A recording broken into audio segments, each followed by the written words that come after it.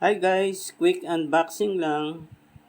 May binili kami sa Shopee na hanger stand, stainless sampayan. 2 rods, 1.6 meters, long, 323 pesos guys. Ayan ang haba ng box. Naka-plastic lang siya, no? Walang bubble wrap.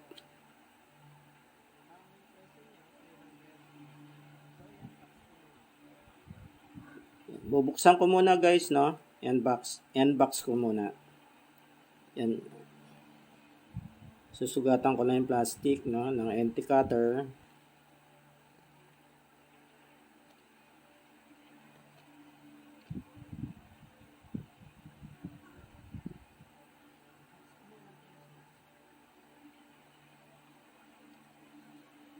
Okay. Alisin ko na yung plastic.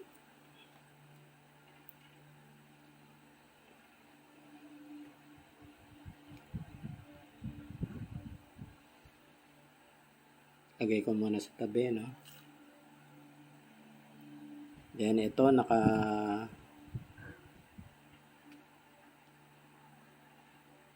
packing tape pa siya, no?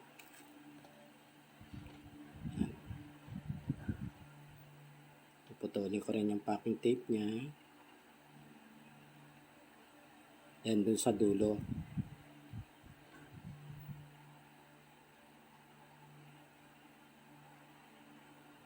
Nabaliktarin ko muna.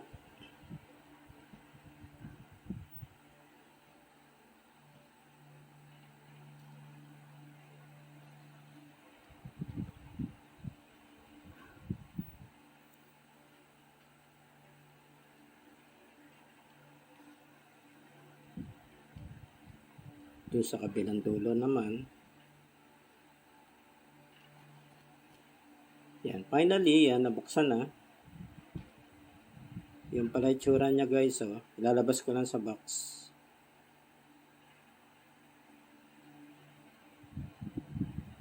Yan. Pre-assembled na pala siya, no? Kaya lang yung may tama, oh, sa bandang ilalim, oh. Ayun, kitang-kita. Yan ang hindi maganda pagka walang bubble wrap. Maaring sa preparation o kaya dun sa transport na, no. Okay, tatayo ko na lang siya. Yan yung meron naman siyang parang plastic o rubber footing, no, para hindi magasgas yung sahig. Yan, yun yung bandang ilalim yun. Yan.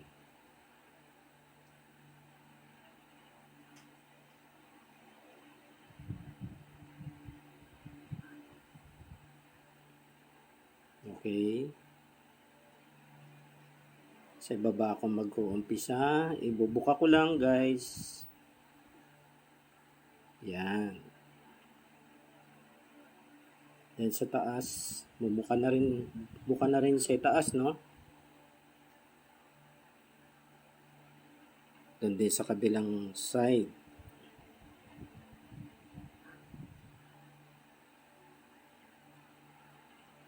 Tapos meron siyang lock. Ayan, sa magkabilang gilid, tsaka doon sa baba, yun, no? Sa gitna.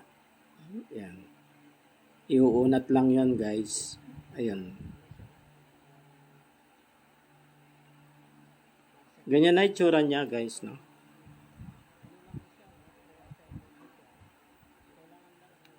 Ayan. Ayan ang nagpapatibay sa kanya. Yung mga locks. Ayun. Doon din sa kabila. Mas maganda yata kung may horizontal pa, no, na mahaba.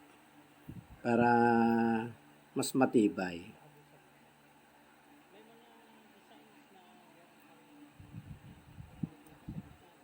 Okay. Ayun yung tinuturo ko. Yung mga lock.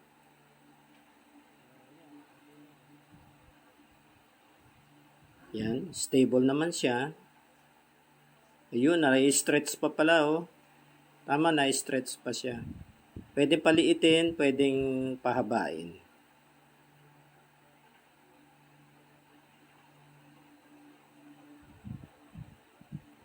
Yan, okay guys. Nice product.